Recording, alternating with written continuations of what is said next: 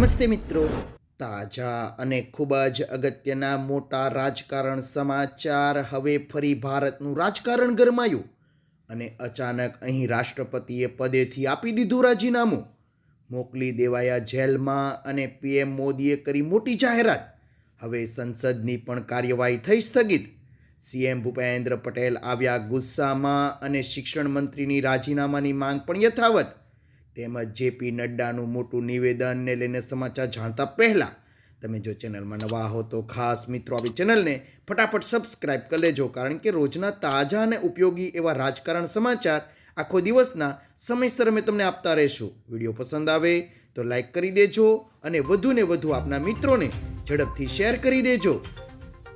નરેન્દ્ર મોદીનો નવો મેસેજ અને યુવાનોનો માન્યો આભાર.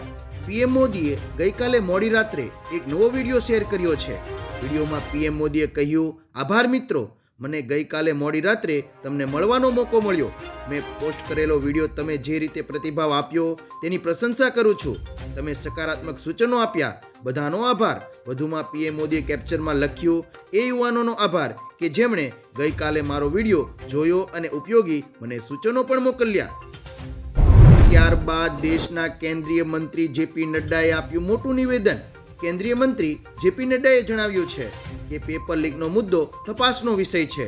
આપણે વિરોધનું રાજકારણ ન કરવું જોઈએ. તેમણે રાહુલ ગાંધીને પ્રશ્ન કર્યો કે તેમણે યુપીએ સરકાર દરમિયાન થયેલા પેપર લીકનો ઉલ્લેખ કેમ નથી કર્યો. રાહુલ ગાંધી પસંદગીપૂર્વકનો આરોપ કેમ લગાવે છે. તેમણે આ આરોપમાંથી રાજકીય લાભ મેળવવાનો પ્રયાસ કરે છે અને આ મુદ્દા પર ચર્ચાનો સમયગાળો નક્કી કરવાનું વિપક્ષનું કામ છે. ત્યારબાદ દેશના પીએમ નરેન્દ્ર મોદીએ નવા પીએમને આપ્યા અભિનંદન. પીએમ મોદીએ એન્ડી બંડરહામને બ્રિટનના પીએમ તરીકે કાર્યભાર સંભાળવા બદલ અભિનંદન પાઠવ્યા છે.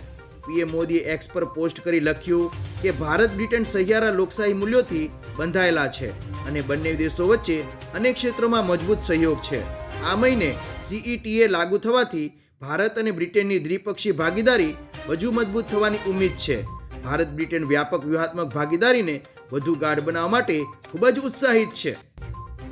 આગળના ચિંતાજનક રાજકારણ સમાચાર પર એક નજર કરીએ મિત્રો, તો શિક્ષણ મંત્રીના રાજીનામાની માંગ પણ યથાવત. દિલ્હીના વિઠ્ઠલ હાઉસમાં કેન્દ્ર સરકાર અને કોકરોચ જનતા પાર્ટી વચ્ચે પેપર લીક અને શિક્ષણ મંત્રી ધર્મેન્દ્ર પ્રધાનના રાજીનામાની માંગને લઈને લગભગ 1 કલાક સુધી મહત્વની બેઠક યોજાઈ. કોકરોચ જનતા પાર્ટીએ શિક્ષણ મંત્રીના રાજીનામાનો પર આગ્રહ રાખ્યો છે. સરકાર પીડિત વિદ્યાર્થીઓને 1 કરોડ વળતર અને એફઆઈઆર પર સકારાત્મક છે, પરંતુ રાજીનામા અંગે કાલ સુધી કોઈ પણ નિર્ણય થઈ શકે છે. રાજીનામા વિના આંદોલન ચાલુ જ રહેશે. ત્યારબાદ ગુજરાતના સીએમ ભૂપેન્દ્ર પટેલ થયા ખૂબ ગુસ્સે અને અધિકારીને લીધો ઉધડો. અમદાવાદમાં અનેક વિસ્તારમાં પાણી ભરાતા જનજીવન ખોરવાયું છે. સૌથી વધુ અસરગ્રસ્ત દક્ષિણ પશ્ચિમ ઝોનમાં સીએમ ભૂપેન્દ્ર પટેલે ઉચ્ચ અધિકારીઓ સાથે ઇમરજન્સી બેઠક યોજી હતી. પાણીના નિકાલના વિલંબને લઈને સીએમએ નારાજગી વ્યક્ત કરી અને જવાબદાર અધિકારીઓને તાકીદ કરી હતી.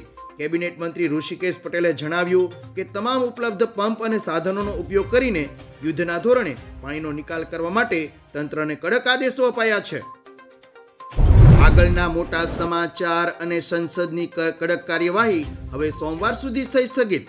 વિપક્ષના સતત વિરોધ અને હંગામાને કારણે સંસદના બંને ગૃહોની કાર્યવાહી પર અસર પડી હતી. રાજ્યસભા અને લોકસભામાં વિપક્ષી સાંસદોએ વિવિધ મુદ્દાઓને લઈને જોરદાર વિરોધ નોંધાવ્યો હતો, જેના કારણે ગૃહમાં કામકાજ સરળતાથી ચાલી શકતું ન હતું. સ્થિતિને ધ્યાનમાં રાખીને બંને ગૃહોની કાર્યવાહી સોમવાર સુધી સ્થગિત કરી દેવામાં આવી છે. વિરોધ વચ્ચે સરકાર અને વિપક્ષ વચ્ચે તણાવ યથાવત જોવા મળ્યો હતો. હવે દેશના પીએમ નરેન્દ્ર મોદીએ રાતોરાત કરી મોટી જાહેરાત. પીએમ મોદીએ મોડી રાત્રે એક વિડીયો સંદેશ જાહેર કરીને પેપર લીક કોઈ સામાન્ય બાબત નથી, આ અંગે છેલ્લા 2.5 મહિનાથી ઘણા અસરકારક પગલાં લેવાયા છે અને દોષિતોને પકડીને જેલમાં મોકલી દેવાયા છે. ફાસ્ટ ટ્રેક કોર્ટ માટે વિવિધ વિભાગોને સૂચના આપી હતી, જેનો પ્રસ્તાવ પણ મોડી રાત્રે મળી ગયો છે. કેબિનેટમાં તેને આખરી રૂપ આપીને ટૂંક સમયમાં બિલ લાવી અને કડક કાયદો અમલમાં બનાવવામાં આવશે. સૌથી મોટા અને મહત્વના રાજકારણ સમાચાર, અહીં રાષ્ટ્રપતિએ પદેથી આપી દીધું રાજીનામું. બાંગ્લાદેશના રાષ્ટ્રપતિ મોહમ્મદ શાહબુદ્દીને આજે પોતાના પદ પરથી રાજીનામું આપી દીધું છે. તેઓ એપ્રિલ 2023માં દેશના રાષ્ટ્રપતિ તરીકે ચૂંટાયા હતા. બાંગ્લાદેશમાં થયેલા રાજકીય ફેરફારો વચ્ચે પણ તેઓનો એકમાત્ર ટોચના બંધારણીય અધિકારી પદ તરીકે તેઓ ટકી રહ્યા હતા. તેમનો કાર્યકાળ પૂરો થવાના અંદાજે 2 વર્ષનો સમય બાકી હતો. હાલમાં બાંગ્લાદેશમાં BNP સત્તા અને તારિક રહેમાન PM તરીકે હવે કમાલ સંભાળી રહ્યા છે.